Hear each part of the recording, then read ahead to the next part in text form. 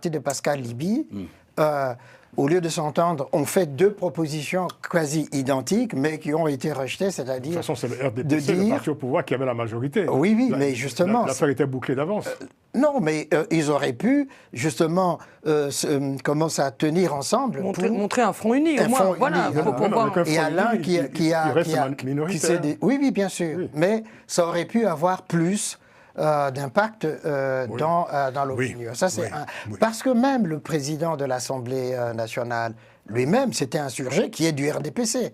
C'était insurgé sur la méthode, la manière dont cette modification a été entamée. Et que donc, maintenant, les spéculations vont bon train pour savoir qui le sera. Alors, ce qui est intéressant aussi dans ce texte-là, c'est de dire, le président peut nommer. Donc, s'il ne veut pas, il nomme pas. Mais je pense que ça s'est vu dans certains autres pays d'Afrique de l'Ouest, où il y avait un poste de vice-président qui pendant longtemps était resté vacant. Exactement. Et la Côte d'Ivoire, je crois. Exactement, oui. Et d'ailleurs, même là aussi, pour le cas du Cameroun, ça avait été supprimé, puisque ça existait avant. Ça avait été supprimé, et puis maintenant... mais ça donne aussi un autre signal. C'est-à-dire que, quoi qu'on dise, quoi qu'on pense, Paul Biya... sa santé, quand même, elle est vacillante. Non, puis il y a le poids de l'âge. Oui, mais bien sûr. Mais pas seulement le poids de l'âge, mais la santé aussi. Et ce qui fait, effectivement, que le fait même... Il faut rappeler aux auditeurs que Paul Biya a 93 ans. Exactement. Qu'il a quand même un mandat de 5 ans, 5 ou 7 ans. Oui. Et que donc, c'est quand même assez lourd.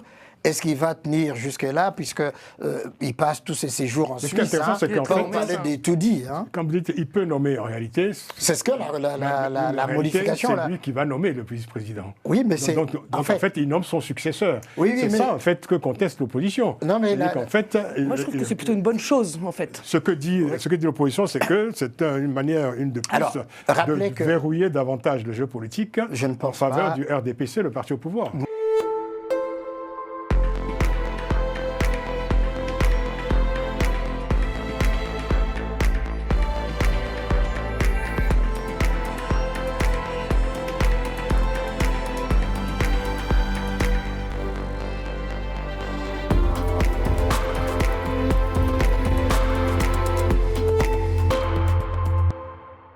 On parlait du Cameroun. Tiens, on a une pensée très amicale pour notre ami Claude Lecaille, qui suit cette émission depuis le Cameroun. Il sera de retour bientôt parmi nous dans cette émission, dans ce studio. Alors, le Cameroun, où le chef de l'État, Paul Biya, a proposé une révision constitutionnelle dont le projet de loi a été très vite adopté le 4 avril dernier par l'Assemblée nationale et le Sénat. Le projet concerne l'instauration d'un poste de vice-président qui pourrait succéder au chef de l'État en cas d'empêchement de ce dernier.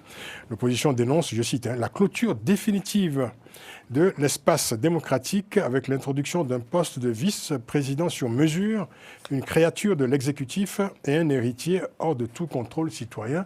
Fin de citation. Alors, Paul Biya prépare finalement lui-même l'après-Biya, quoi. Oui, mais de quelle manière? C'est la question que se pose. Et quand je vois les commentaires des deux camps, parce que l'opposition est contre, et elle a démontré, elle est montée sur les créneaux lors du vote au niveau du Parlement, donc il a réuni le Sénat et l'Assemblée nationale. Donc on est face à un dilemme et deux camps qui s'opposent. Le pouvoir dit que c'est une meilleure marche de l'État, donc, sauf que celui qui aura la chance d'hériter de ce fauteuil, il va finir le mandat de Paul Biya en cas d'incapacité. Il n'a pas besoin d'organiser une élection. Oui. Et le camp de l'opposition nous parle d'une atteinte à la démocratie, parce que Paul Biya, au cas où, ou bien le président qui serait sous le coup de cette probabilité de ne pouvoir continuer son mandat. En cas d'empêchement, quoi. En cas d'empêchement, l'idéal aurait été que remettre le mandat au peuple en lui demandant de choisir. Constitutionnellement, c'était le président du Sénat, je crois, qui Absolument. devait succéder, en fait, prendre les règles. Absolument. Qui a plus de 80 ans et qui est en moins bonne santé. En cas d'empêchement. Mais là, c'est un changement des règles du jeu en cours de mandat. Est-ce que c'est commun, ça? En tout cas, c'est quelque chose d'inédit. Parce que là, le vice-président aura la latitude de faire tout ce qu'il voudra. Et une fois au pouvoir, entre-temps, il pourra même changer la Constitution pour s'éterniser au pouvoir. Vous parlez du vice-président déjà? Du vice-président qui sera là. Entre-temps, sur un vice-président, finalement, je veux dire, en travail partiel, quoi. C'est ça? Oui. À peine. À peine, oui.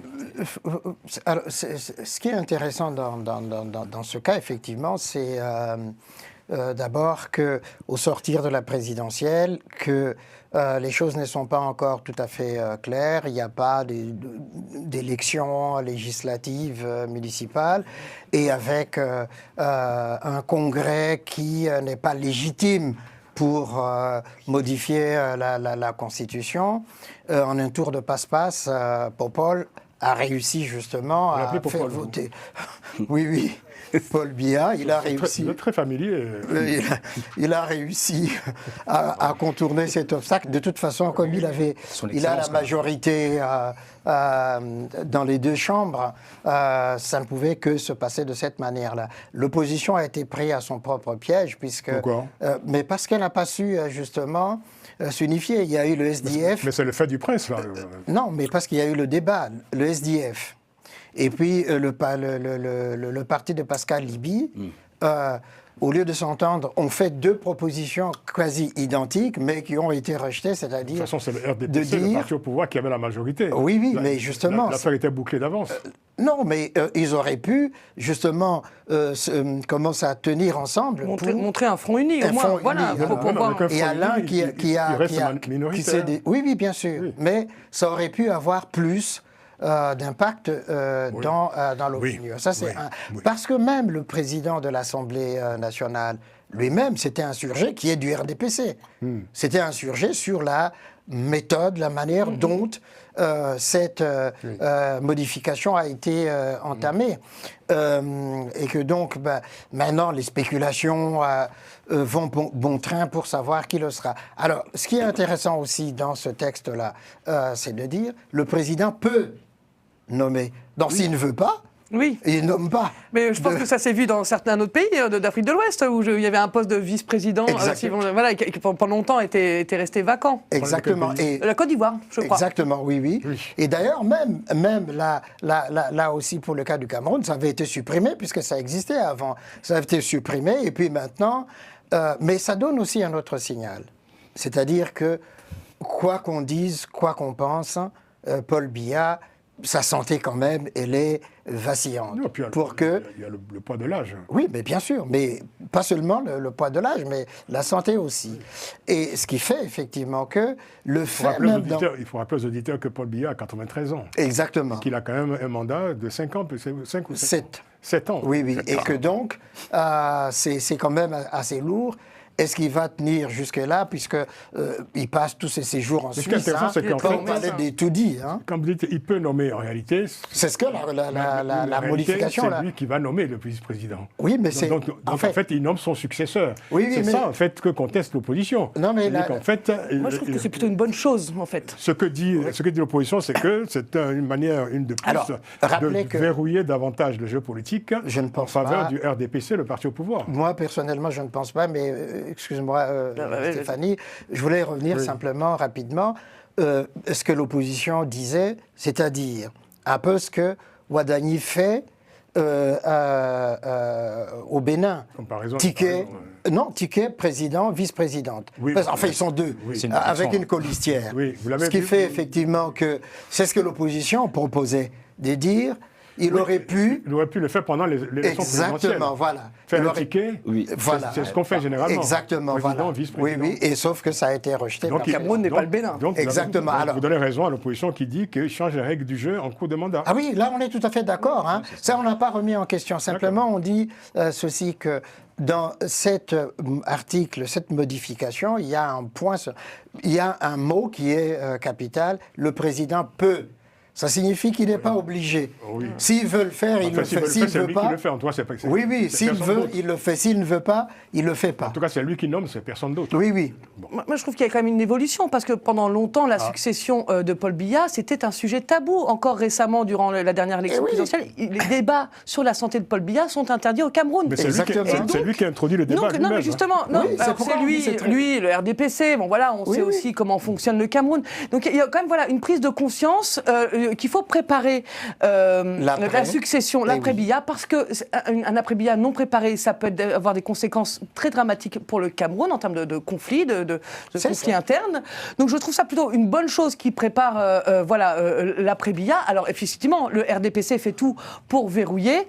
Et puis je vais finir par citer Paul Hutching, puisque on en a beaucoup parlé avec lui, qui était éditorialiste pendant longtemps et qui disait, alors je ne sais pas s'il a raison, mais il disait que Biya gouvernera le Cameroun même dans sa tombe.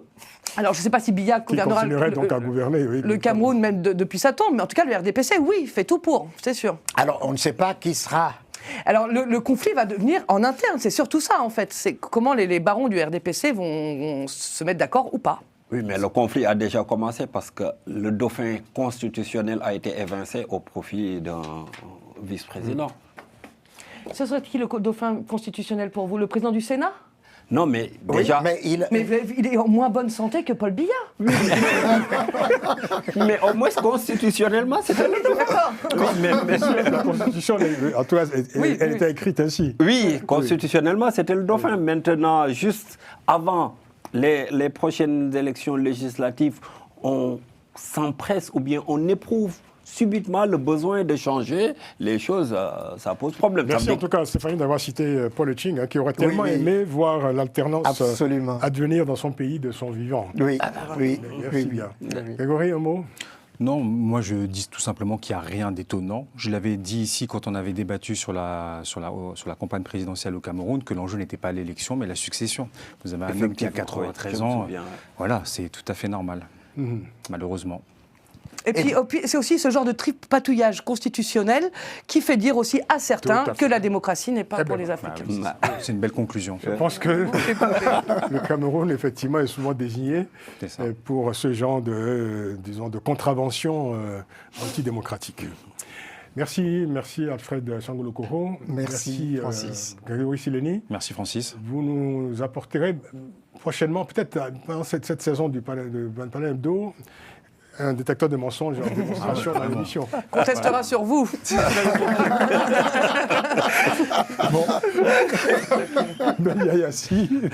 Merci Francis. Je suis prêt effectivement à me soumettre à cet exercice. Il faut que vous reveniez, Stéphanie.